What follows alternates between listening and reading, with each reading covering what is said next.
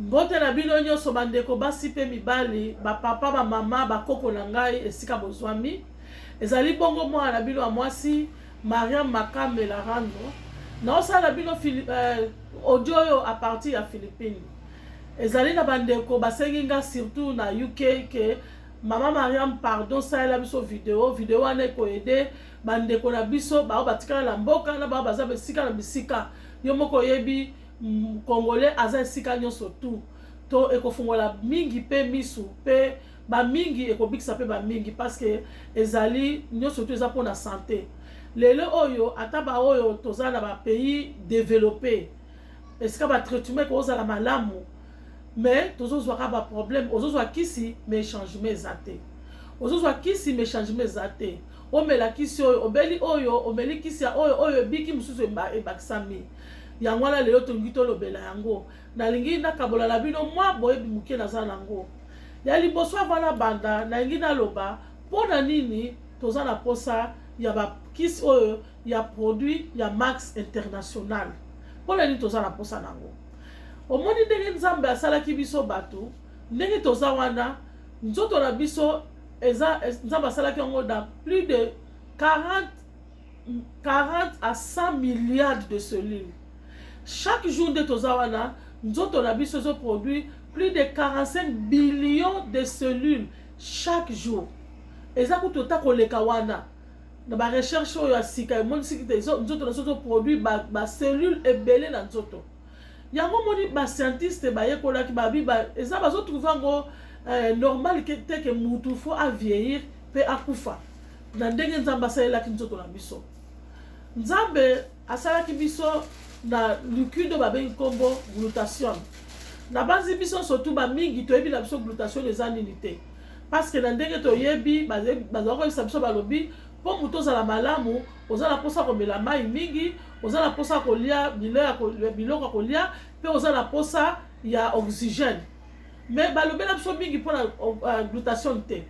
Au moins basalaki ba médecine de ba koyeba mais ba biso mususu oyo eza mwa pasi sikoyo glutation eza nini na nzoto ya mutu glutation eza très important na nzoto ya mutu nanu eza pona ko aider ba cellule na biso et se détoxifier emi sukola ozomona emi sukola elongola ba sanité parce que ba cellule na biso tango nyo surtout ezalaka na problème na ba oxydant na ba toxine na ba free radicaux na ba métaux lourds et ça la que ba cellule na biso ezozika ezotumbama à tout moment alors ba cellule na biso moye sala musala normalement ezate yango moko sans glutation ekoki ko sala musala te ekosala musala te nzoto na biso ezo produit ba cellule ebele koleka glutation omoni glutation na biso e bana ko diminuer na âge à 40 ans.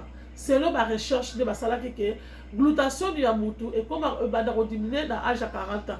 Mais si ko kutu comme ko diminuer na âge à 20 ans, ils ont diminué. Pour la nid eloko sala rango diminuer ezali âge. Biloko tozolia, ils ont ba produits chimiques. Biloko tozomela. Nyo surtout wana na ba oxygène tozo pema et ça la que glutation dans tout on a vu ça nini est diminué. Yango toza la posa glutation. Donc tant la glutation na on a que on met la glutation yo wuti libanda basali molécule ba pesio on nazo mela kisa glutation parce que na yebi yango pe batumi ba yoki yango pe ba yebi ke batumigi ba mela produit on nazo mela glutation non nazo ba glutation na libanda te nazo lo ba glutation oyo nzoto na yo ba cellule na yo il faut produire yango naturellement. Nazolobela glutation au ba cellule na yo ndongo za wana et produire yango naturellement.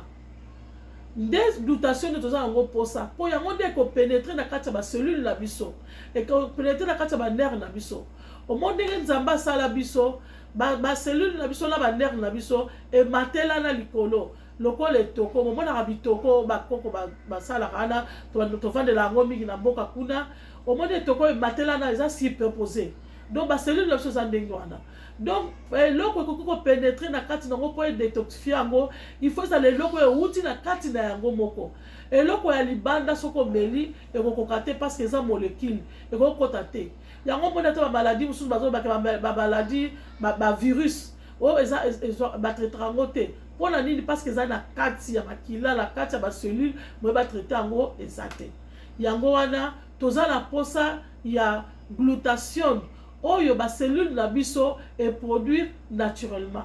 Alors tant ba cellule na biso et produit glutathione naturellement, glutathione ezali lokola savon na kati ya nzoto na biso. Okoza la bilamba eza salite. Otiango na machine osukola bilamba ou bien ata omemi na ebale, otie na mai ebele, soki eza na savon te bilamba ne kotela te. Donc sans glutathione nzoto na biso ko bana la suki na biso ya butu tina linzaka la suki ya makolo ekoki kotela te. Ba toxine wana ezali surtout wana ekangama kaka kuna ekosala mosala te. Yango wana omoni ke bakiso oyo ezali malamu. Pourquoi? Parce que toza na tina te ke ba injecter biso ba sel to ba cellule nati ba bana o ba autiste eza na tina te ke bo injecter ye ba cellule parce que nzoto na ye yango moko eza ko produire déjà ba cellule wana. Donc cellule nzamba pesa biso ya ofele des billions, des milliards de cellules. Donc, si nous avons injecté yango ezate. Mais tout ça de la posa eloko eko protéger to ko batela ba cellule wana po sala musala nango malamu. Po eko ko protéger yango contre ba oyo ezo bomba yango. Oyo comme ça siko tozo zo ba maladie ni cancéreuse, ba inflammation surtout wana tozo na ona nzoto, omoni mutu ba koko na biso atambola asutu te mukongo ebukana, o boye na boye ba mikuwa ekangama, makolo ezo vimba, muteme ezo vimba, ba insuffisance rénale wana, ba infertilité, ba faiblesse sexuelle, ba maladie ebele oyo ezali lié na diminution ya glutathione dans nzoto amutu. Plus de 75 maladies, presque surtout ma maladie chronique, ezali lié na diminution ya glutathione dans nzoto amutu. Alors, lelo yo nagina expliquer bino bakisi oyo ndenge esalamaki. Ezali na docteur babengi kombo Nagasaya, asali japonais. Docteur wana asalaki ba recherche na ye parce que asali ko luka par tous les moyens ayeba ndenge nini mutu vraiment akozala na bonne santé. Ozomona asali ba recherche pendant 25 ans. Après 25 ans wana ba ninga mususu ba ko kota la vision na ye, ba kutani na ye, ba bakisi 15 ans. Donc bakisi oyo bozomona awa ezali ba produit ya recherche ya 40 ans de recherche. Ce sont des produits naturels. Tant basali ba recherche wana ba ko trouver eloko ba bengi kombo ribosine. Bakiso ezala ribosine ezapela ba ingrédients mususu. Neti tozala produit ba bengi kombo Seldiviti, eza produit moko makasi, ils ont traité plus de 75 maladies. Ils ont traité maladies té, mais ils ont aidé nzoto na yo et lutter contre et produire, ils ont aidé nzoto na yo et produire naturellement glutathione. Si on t'a nzoto no et produire naturellement glutathione voilà ce qu'on est lutter contre ba inflammation surtout ça la on a nzoto wana. Donc mon dit muto azala ki na problème ya asalaki AVC 3 ans atambola raté a perdre connaissance tant ameliango azongeli connaissance na ye akomi kotambola akomi kolia ye moko omoni muto azalaki na ba problème il faut ba opérer o ba cancer o boye ameliango azu changement. Pourquoi? Parce que yango ezokende ko aider nzoto na yo et ça la musala nango naturellement. Ndenge ba koko na biso ya kala bazali ko se soigner. Ba koko na biso kala bazali ko mela bakisi te, bazali ko lia biloko surtout naturel. Akeya buki pondu neza naturel, bite neza naturel, manga neza naturel, ba anana pai eloko surtout ezala avocat ezala ki naturel. Alie biloko surtout ana ezoko soigner nzoto na ye yango moko naturellement. Mais lelo obio surtout ça les ali ba produits chimiques. Yango moyen ata tosali ndenge nini ebongeza te. Yango na bakisi oyo malamu nango ezali eza fait na ba produit naturel pour protéger ba cellule na biso contre ba toxine na songela ngosusu, contre ba oxydant, contre biloko surtout so sala ke ba cellule na biso sala musala malamu te. Et ça musala malamu te yango wana. Alors docteur oyo tangu asalaki wana akekozwa basali ribosine oyo tango meli yango ekokende kosalisa nzoto na yo ekoproduire odozomona bachangement omeli yango okomi koyoka malamu. Donc bakisi oyo ya biso esombamaka en ligne te, kokende koluka yango te koke koluka yango na Amazon, okomona yango batie na Amazon mais totekaka na Amazon te mpo bachinois bazosala bafake ebele keba okomona mpo lokola eza kisi moko eyebani eza makasi ya bafake mpe basali ebele. Bakisi na biso esombamaka kaka na kompani ya Max International. Donc mutu akopesa yo audio oyo okotuna ye ayebi makambo baproduit ndeni akoyebisa yo kosomba te ko batindelaki nga boye soko omeli eza poison ebomi yo to ebomi mama no ebomi papa no ebomi koko na yo koloba te ko eza baproduit na non oyo ya biso esombamaka kaka na bato ya Max mpe fo ozala na ID ozala membre ya moto ya Max nde bakopesa yo makisi oyo. Yango wana na ngai nayebisa bino ngai moko oyo nazoyebisa bino awa bokomituna peut-être yo ozoyebisa so makambo ya baproduit oyo yo oyebi yango ndenge nini. Ngai naza na nga femme d'affaires esika ngai navandi nde esika biloko presque tozosala na mokili ezowuta. Ngwanzu eza kaka na 2 heures du temps nakomi na Ngwanzu, Taiwan ezali awa, Thaïlande ezali awa, donc babiloko surtout ezala awa. Donc mosala na ngai na voyageaka na ngai nakei na ngai na Taiwan, Thaïlande, Ngwanzu nasombi biloko natindi na Amérique, natindi na Europe, natindi boye nde mosala nasala. Naye koyeba ngo ndenge nini ezalaki na 2017 na juin nakomaki maladie grave. Maladie nakomaki ekekutala nga na Singapour. Nde sikoyo 2 jours naosala bafièvre makasi. Mobali na ngai na 3e jour nalamuki mobali na ngai remarqué ke poso na ngai ekomaki jaune. Abi na ngai okomi jaune ngabi ya solo nakende sikoyo nayoki posa okende na toilette nakende komesoulager masumu ezopima na nzoto na ngai ezali lokola omoi soko ozwi couleur ya jaune otia yango na mai ndenge esalaka bafulufulu wana nde masumu na ngai wana nde makambo echange mbala moko fatigue moko total nazoyoka sola biloko te boye donc moye eza te soki sola biloko fona sansa fatigue tosali après 4 jours tokokaki te mobali na ngai décidé tozonga awa na Philippines. Ntango tozongaki awa na Philippines alobi te fo toluka hôpital ya monene nde tokende bino mo boyebi bafilipien baza baspécialiste ya makambo ebele baye komema nga na hôpital sika tokendaki basali baexamen bascanning banini batie nga na salle d'urgence basali nyonso to wana baye kotrouve ke nazalaki na hépatite B esi ekoti na foi na ngai foi ekomi gonflé déjà.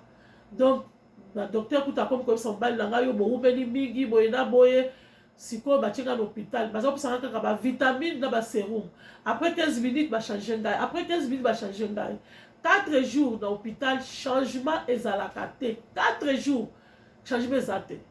Na 4e jour mama moko tosambelaka na ye ayoki sango na ngai ke nazobela aye asape doctoresse, une maman de 79 ans ayoki sango na ngai aye kotala nga na hôpital lokola azalaki mpe doctoresse aza mpe ayebi ye awa akenda na réception atuli mpo na fiche na nga balakisi ye maladi na nga naza kobela eza nini.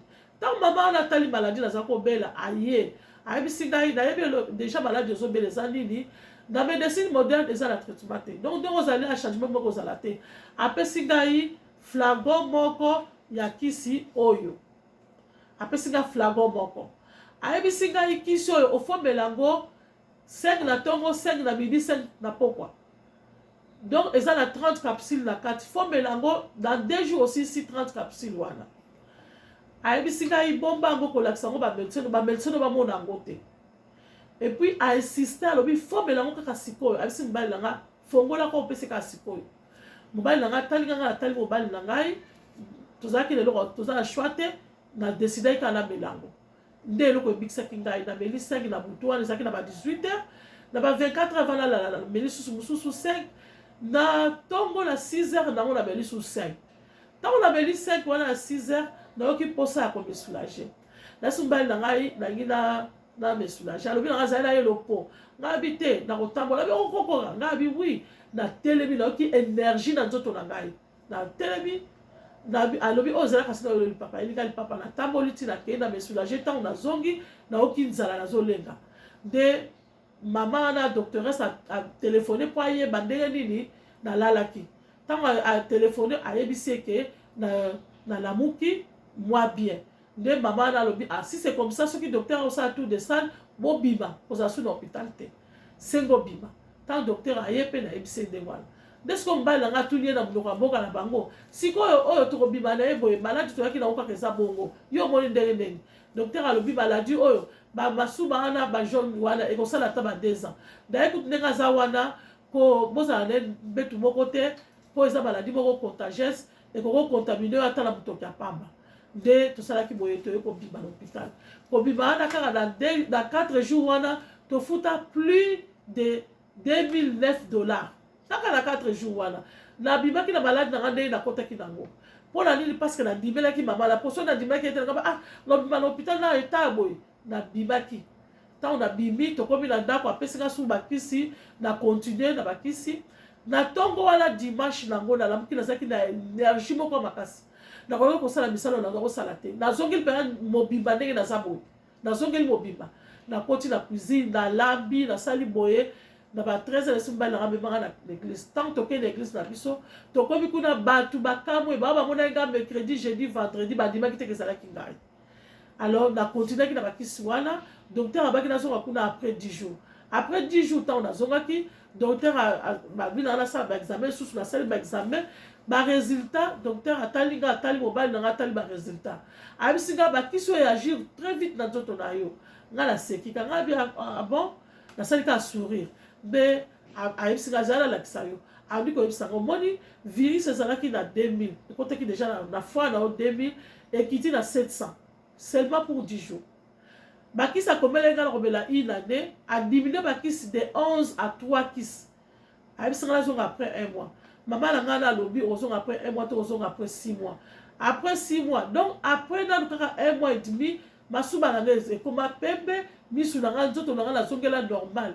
Après 2 mois, na zongeli ba voyage na ndenge na zalaki mobimba na zo voyager sans problème. Tina ke donc ça 6 mois kuna zalaki déjà normal. Après 6 mois on a que ça va examen na ngai négatif ti lelo. Na zalaka mutu attention mataka na zalaka na attention te nabi pe ki sa attention te ndenge zalaka na be la rangote. Donc en bref, ezaba kisi moko malamu. Ezaba kisi malamu pe ezo salisa maladie ebele. Ba kisi bozo mona oyo. Donc problème ezali wana soki olingi bakisi wana osala ndenge nini oko téléphoner numéro na ngezali +63 920 581 4303 na zongeli +63 920 581 4303 bon soki olingi bakisi oyo obengi ou bien muto atindaki o video oyo otuni ye okozwa bakisi na yo bakisi oyo mpe eza na opportunité ya business tosolola yango mokolo mosusu parce que soki eloko eza kitoko ekoki mpe kokotisa yo mbongo merci mingi bisika nyonso bozali bopartage video bandeko mosusu ekobikisa bato ebele merci.